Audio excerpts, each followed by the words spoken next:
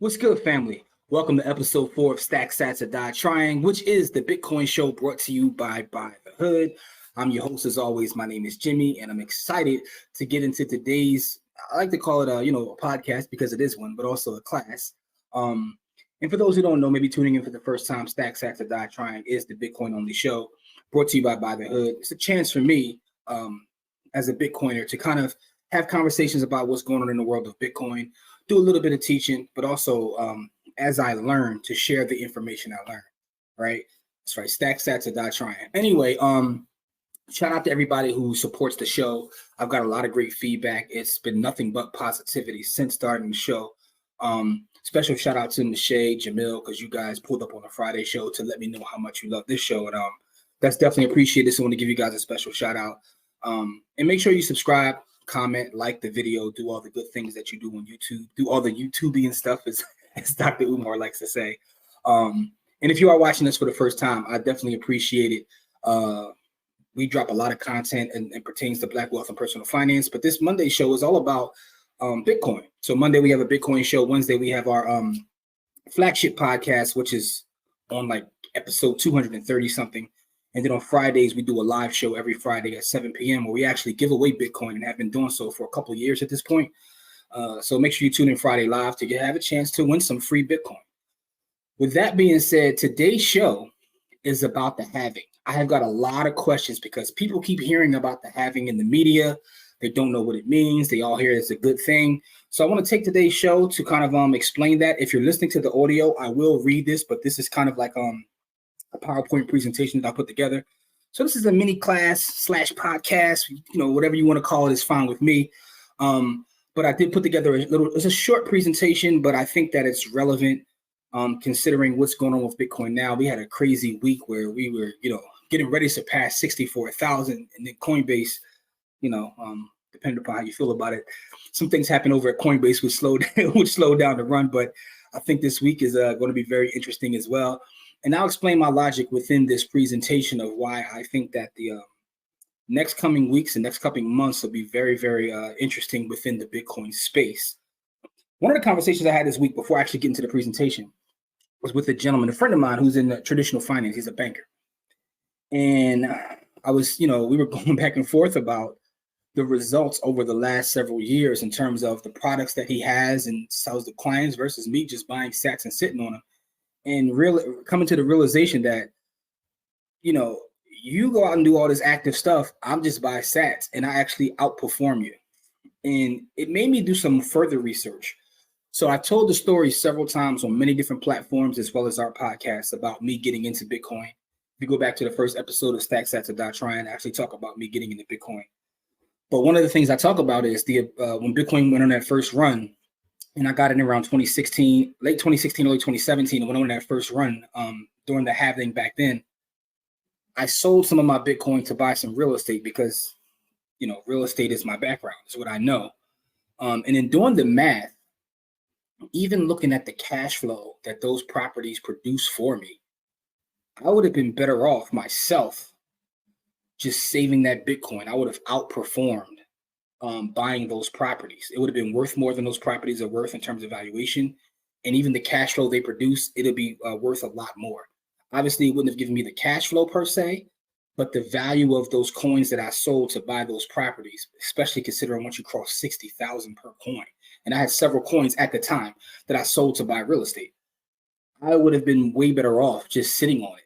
And what clicked to me is every time we go through a bull run, people come to me and say, man, you just lucky you got in early. And they're like, you just lucky you got in early. And it occurred to me that in Bitcoin, the work is waiting, right?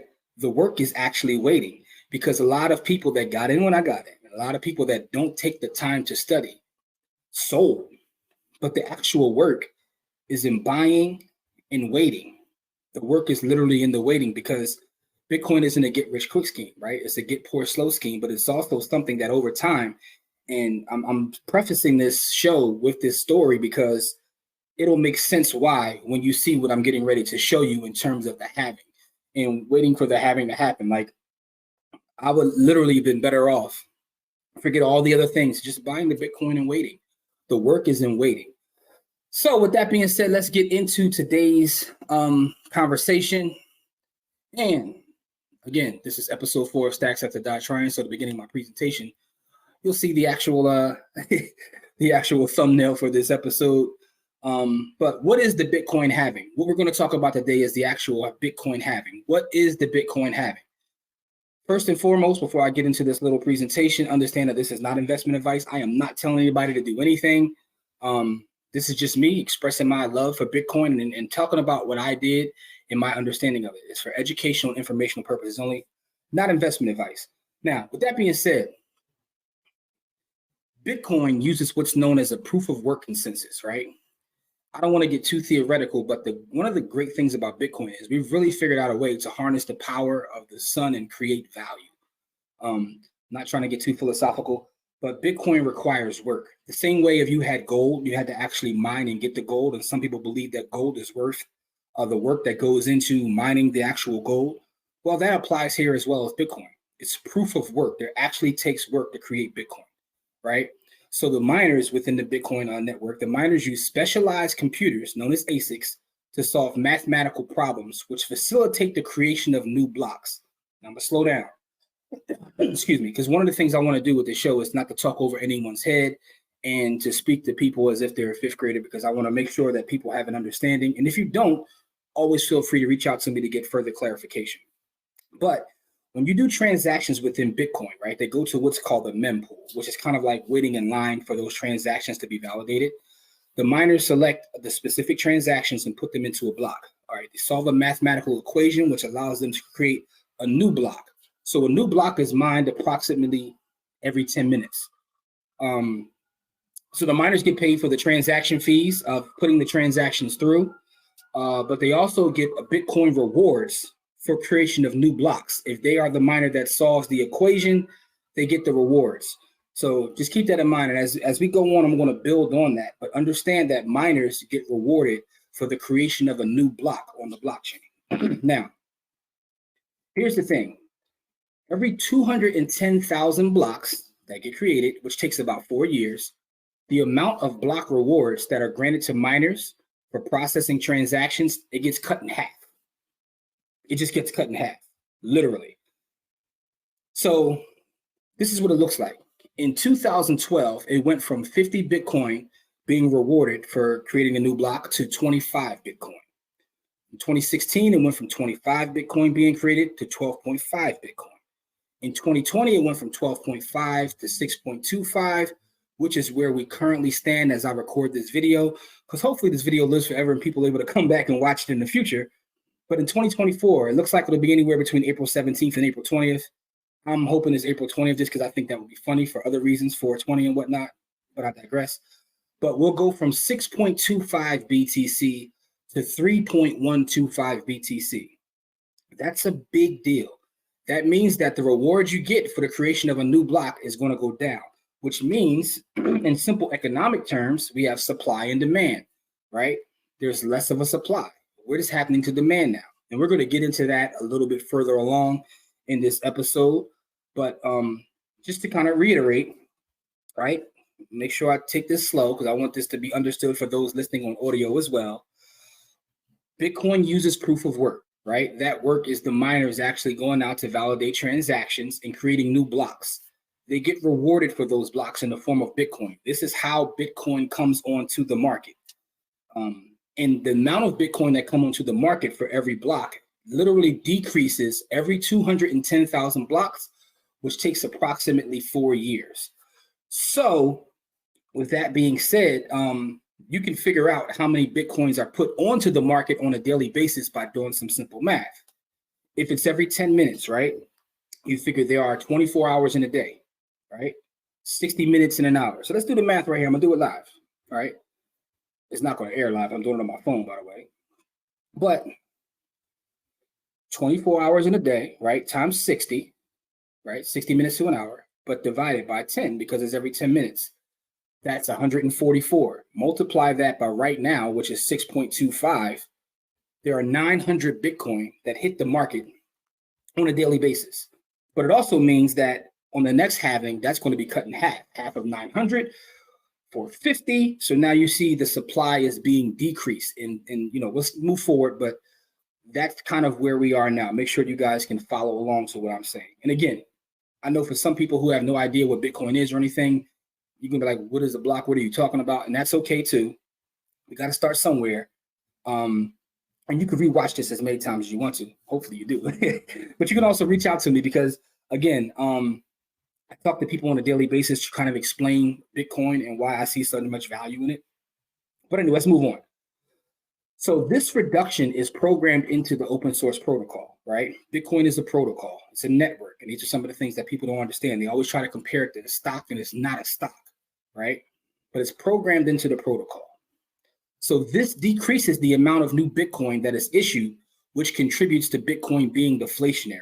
So Bitcoin is deflationary, right? So it's not inflationary as our environment that we currently live in. Bitcoin is deflationary because of the halving, because we're literally decreasing the amount of supply, and it's baked into the protocol, which is very, very important. So the halving highlights Bitcoin's finite supply, which is 21 million coins. There will only ever be 21 million Bitcoin to hit the market. And it highlights its decentralized governance because there are miners all over the world that are working to make this happen, right? So it's totally decentralized. There isn't one miner because there are miners competing to get those, to create those new blocks to then get that Bitcoin. Because once the miners get the Bitcoin, they can sell it on the open market. And a lot of them do to pay for their bills that it takes to mine and then keep what's in the middle. So the halving is also crucial when it comes to sustaining the security of the network. It incentivizes the miner to continue validating transactions.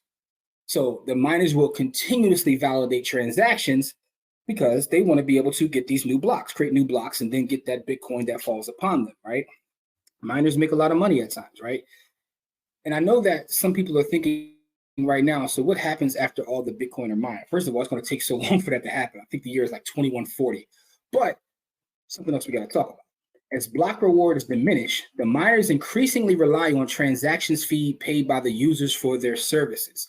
So they will still get paid rewards just for actually validating transactions. Even as the block rewards decrease, they still make a piece of change paid in Satoshis for validating transactions. Also, because it's deflationary, even though they're getting smaller rewards, those rewards and those fees are worth much more. Getting a fee in 2012 is not the same as getting a fee in 2024 because it's worth so much more. So although you were getting 50 Bitcoin, it may not have been even as worth as much as the 6.25 you're getting today. Didn't do the math, but I'm just thinking in my head as the price increases, it incentivizes the miners to continue to do what they do. One of the great things about Bitcoin, when you go down a Bitcoin rabbit hole, is you realize that it's not only economics that went into building Bitcoin, but it's game theory, a lot of game theory, right? So people move based on incentives, and they're incentivized to continue mining. Now, this system of fee-based rewards, it helps to ensure that miners remain incentivized to continue to secure the network, even as the issuance approaches its limit.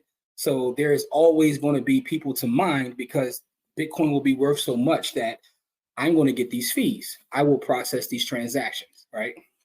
Now, halving itself, it aims to preserve its value and ensure long-term sustainability by controlling the issuance of new coins and increasing scarcity and creating conditions favorable for price appreciation, which is why, historically speaking, and it's not just one time, but every time we've had a halving, you see the price drastically affected with Bitcoin, right? And that word scarcity, we're going to talk about that in a minute, right? Scarcity is very important. So Bitcoin's limited supply of 21 million creates scarcity, which is similar to commodities like gold. It's a lot of comparisons upon gold because Bitcoin has a lot of the attributes that gold has, but it's a better gold. It's more transportable gold. It's just so much of a better asset. I've talked about this in the first couple episodes. One of the things that intrigues me about Bitcoin is it has some attributes of the stock market, has attributes of property and real estate, has attributes of gold. It even has attributes, believe it or not, of insurance. So the greatest assets that I know of from studying economics and finance is like it came together to create this baby known as Bitcoin. But that limited supply is very important for Bitcoin. Like because of the halving every 4 years, Bitcoin's inflation is controlled. It gives it intrinsic value and establishes it as a reliable store of value, which instills investor confidence. One of the questions people always ask is, what's the intrinsic value of Bitcoin? Because they don't understand Bitcoin. They don't understand that it takes work to create Bitcoin. Also, they don't understand that what the intrinsic value is of having uncensorable money, right? And there's a great book. I haven't even finished reading it yet, but it's called like Check Your Financial Privilege. And it kind of talks about even sometimes us in the States, we don't understand the importance of power of Bitcoin because of our banking system. But that's if you actually trust our banking system, which is a whole other story. But the point is, there is intrinsic value in having censorship-resistant money and the work that it takes to create Bitcoin. Because when you start to study actually what is money, money being time and energy, then you understand that it takes energy to create Bitcoin, right? And that's another deep dive we can do in a future episode in terms of what actually is money. So this halving is very important to giving Bitcoin its intrinsic value and to make it deflationary and not inflationary. So here's some numbers for you. Following the first halving in November of 2012, Bitcoin's price surged from $12 to $1,032 in less than 1 year. Now, the second halving in July 2016, it rose from $651 to $20,089 within 526 days. Now, if you'll notice, it had came down a little bit. It went down from that $1,032 to the $651, but then jumped again to $20,000. So this isn't a straight ride up, right? It has its bumps because it takes years, and sometimes I've read it takes as much as 40 years for the volatility to kind of slow down. Although I don't think it will take Bitcoin that long, based on a lot of things. But also, I think that even if it is the case, it's okay because the one thing Bitcoin does is it changes your time preference. You start to think in terms of, start to think longer. You don't worry about short-term fluctuations when you truly understand the asset and you're bought in. Right now, we're sitting at about $62,000. If Bitcoin dropped to $20,000 tomorrow, my confidence wouldn't shake at all because I understand what the asset is.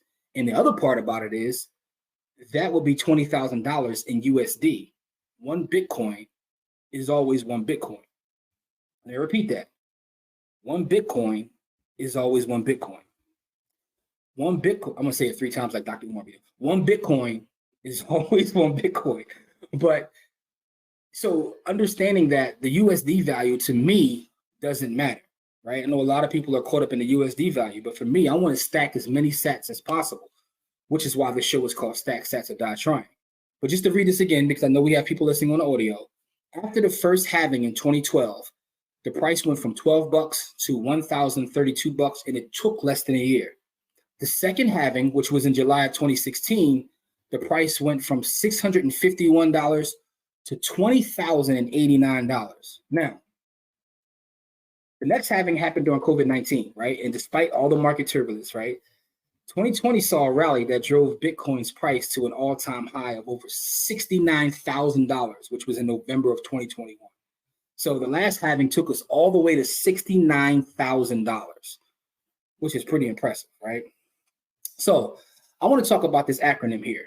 It's called DUST, D-U-S-T. Those that may be a part of our, we have a private group known as MDC, mdcstrategy.com. You get information about that. But part of our private group have seen this before because it's part of our real estate valuation class. So for those who don't know, my background is in real estate valuation. I've worked in the industry for over 27 years at this point, since a teenager. So I understand how to value real estate.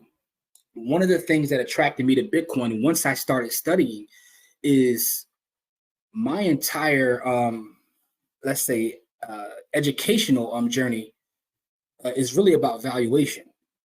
So once it really clicked, I saw the value proposition in Bitcoin. And one of the things is this acronym, DUST. In order for anything to have value, it must meet what's known as the DUST acronym. So what is this? What does DUST actually mean? And for those listening, I'll go slow so you can understand what I'm saying. DUST is D-U-S-T. It's just an acronym that describes anything that has value. The first one is D. It has to be desirable. So desirability is the D in DUST. The thing about real estate is desirable. People want land. People want properties. The other thing is people want Bitcoin. And again, I want to reiterate this because Bitcoin isn't an American thing. It's global money. That's the one thing you always have to keep in mind. We are talking about a global asset, right? It's not a Philadelphia thing. It's not a New York thing. It's not a California thing. It's not even an American thing. It's a global asset that has desirability, right? That's D. The U is utility. Does Bitcoin have utility? Yes, it has utility as a store of value, a medium of exchange. And the thing is, you can actually spend Bitcoin. And I know a lot of people say, you can't even spend. I spend Bitcoin all the time. If you know, you can spend it. It does have utility. And also, again, it being a global asset, don't even think about it from a local standpoint. Think about it literally as a global asset. It does have utility as something that can be spent like money, but also used as a store of value. So same thing with real estate. Real estate has utility. You can, grow food. You can live there. It's the utility that is involved in real estate. The S is scarcity, right? I know this is going to piss some of my real estate folks off, but Bitcoin is more scarce than real estate. Bitcoin is more scarce than gold. Bitcoin is the most scarce asset ever created because I can actually see on the blockchain how scarce it is. And the thing about real estate is people always say they're not making any more. This is true, but there's plenty of land right now that's available. Go to Detroit and tell me that land is scarce, right? So in theory, obviously they're not making any more, but there's plenty of it for sale that no one is using, which is really because of another acronym called PEGS. I'm not gonna get into that, but it's because of things that are going on politically, which makes the land less scarce. Bitcoin is scarce, and it's becoming scarcer and gets more scarcer with the halving, right? This is why this acronym is important with this specific episode and with this specific class. So let's reiterate, DUST. The D is for desirability, the U is for utility, and the S is for scarcity. And by the way, if you are listening to this, feel free to also watch the video because there is a PowerPoint that goes with this entire lesson. You can listen to the audio and still get still get the information, but just feel free to do both. The T, don't forget the T, transferability. The thing about our system here in the States is we have the ability to transfer real estate via a deed. I can transfer my title to someone else via a deed. Now, when it comes to Bitcoin, we have Bitcoin wallets. I can transfer my value to someone else. Very easy. But there's also another part of transferability which makes Bitcoin so much more valuable than something like a real estate or a gold, which is that I can transfer it as many times as I want. And because it's digital, I'm not tied down to anything. If I have several $1 million of gold, it's not easy to transport that because I have to kind of secure it. I have to literally spend energy to move from point A to point B. With real estate, there's a whole process. Real estate itself is illiquid, which means I have to put it on the market, sell it to someone, and then go through a whole thing of title and all. With Bitcoin, none of that happens. None of that happens. So it's actually more transferable than those other assets, which to me is another thing that gives Bitcoin value. So let's bring this all together. The miners, right? Go back to the beginning for a second, because I want to make sure I take my time with this so you understand that the halving is very crucial and important to giving Bitcoin value, but also it's just important to fully understand what Bitcoin is. So the miners create new blocks. They give rewards. Those rewards are cut in half. So that affects the actual scarcity and it affects the supply of Bitcoin. I've given you the data on how this has increased the price of Bitcoin in USD every time it happens. Now, here's what makes this interesting, and this is going to be, I can't wait to see how this plays out, right? So we talked about the fact that 900 Bitcoin are produced daily, and I've given you the math to figure that out, right? The newly issued US ETFs right now, as I record this, all right, and I'm recording this on March 3rd. So it says that the newly issued US ETFs, and I got this information from a gentleman named James Butterfield, who's a researcher at CoinShares. And he was looking at the ETFs, right, the new ETFs that we have in the United States. They're demanding 2,800 Bitcoin per day. So they are buying 2,800 Bitcoin literally every day. That's their average. While there's only 900 being produced. So not only are they buying everything that's being produced and put for sale by the miners, because here's another thing. The miners don't necessarily have to sell. The miners may hold on to some for themselves, but they're buying up more than what's produced daily. And they're going to the exchanges and removing whatever they can get from the miners from the exchanges. So he says that this has led to a 28% reduction in exchange holdings since the year of 2020. So it's indicating that the market is experiencing a significant demand shock. So now, why is this important? If there are 900 being produced daily, there's still some sitting on exchanges, but the ETFs are demanding 2,800 Bitcoins per day, right? That means that there's not enough being produced to meet the demand, simple supply and demand. So what happens when that 900 then drops to 450, but they're still requiring 2,800 per day? Second part, there's data and research out there that say that 70% of people that own Bitcoin literally are diamond hands. They haven't moved their Bitcoin in years. So Bitcoiners such as myself are not selling. So then what happens is, what has to happen to price? Because they have to fill these ETF orders. What's going to happen to price? How do you make someone, if I tell you I don't want to sell something, right? The great philosopher named Theodore DiBiase, some call him Ted DiBiase, said everybody has a price. So if I'm not selling and they say, look, 62,000, I say no. 162,000, I say no. Everybody has that breaking point according to the research by Theodore DiBiase and RIP Virgil, by the way. According to the research by Bitcoiner from the past, Theodore DiBiase, everybody has a price. So everybody has a price. But for those of us who are locked in and not selling, keep pushing those prices up, because at the end of the day, it is what it is. But that's that demand shock that we're about to see. This is going to be an interesting time because we didn't have the ETFs in previous halvings. Now that the ETFs are here, I mean, it's going to be interesting to see what happens. This is why you see people such as Kathy Wood predicting, $1.5 million. I've heard all kinds of craziness. I've heard $1 million per coin. I've heard 500,000 per coin.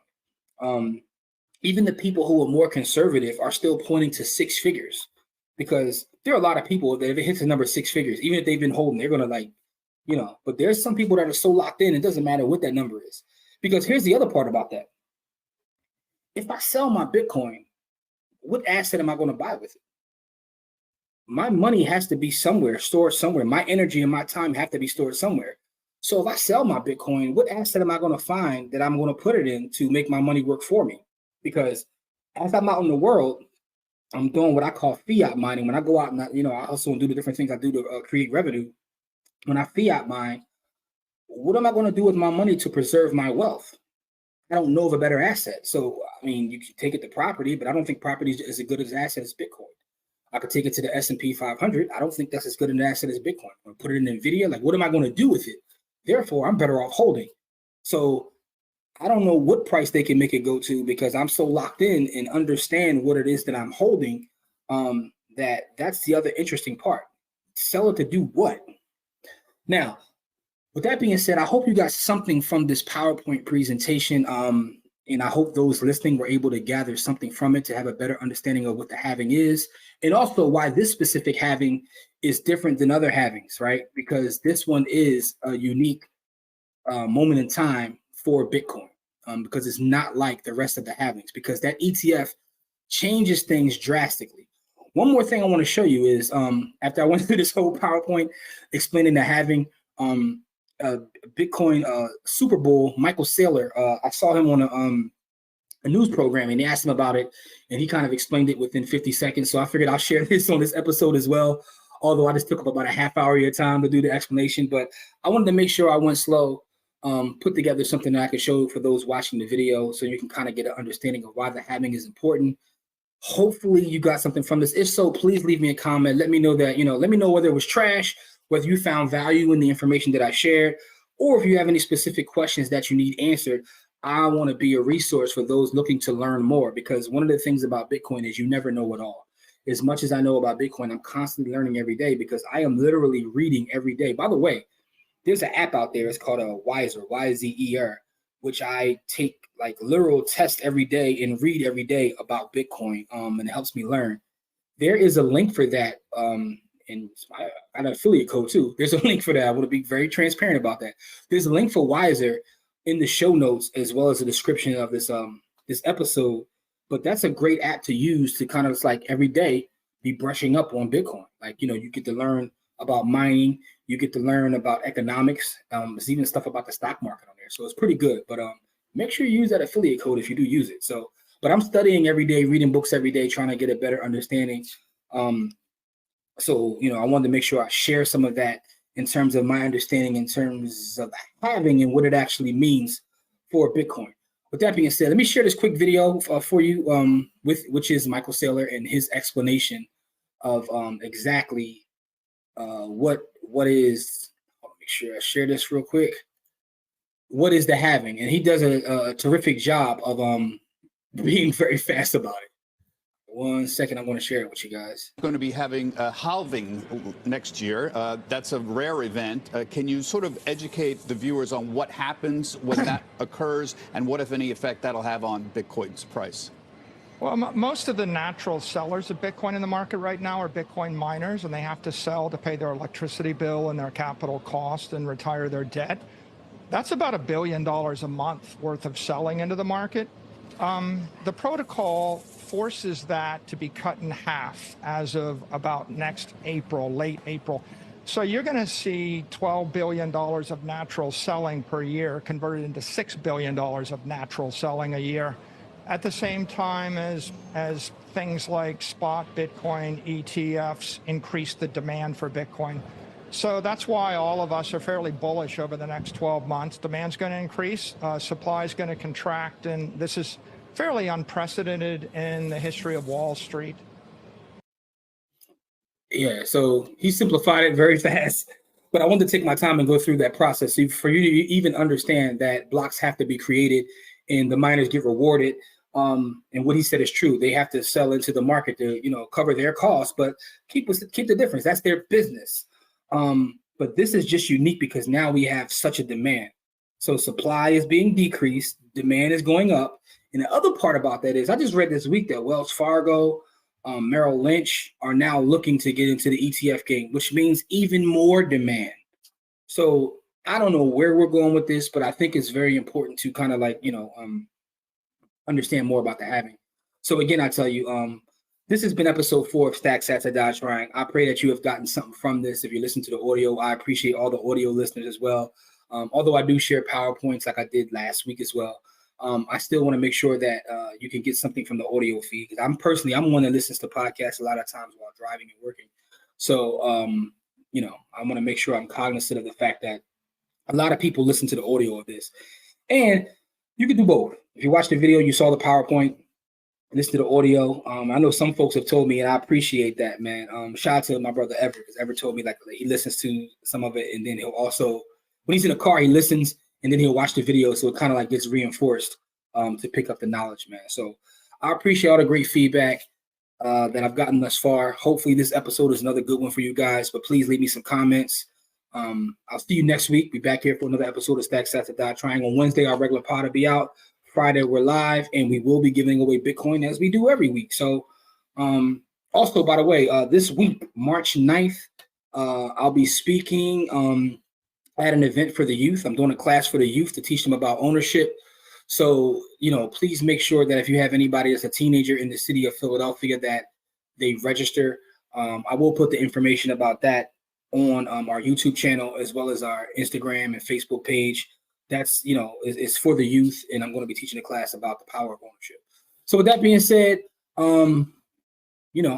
stay safe out there. Love you guys. And as always, stack sats or die trying. Peace.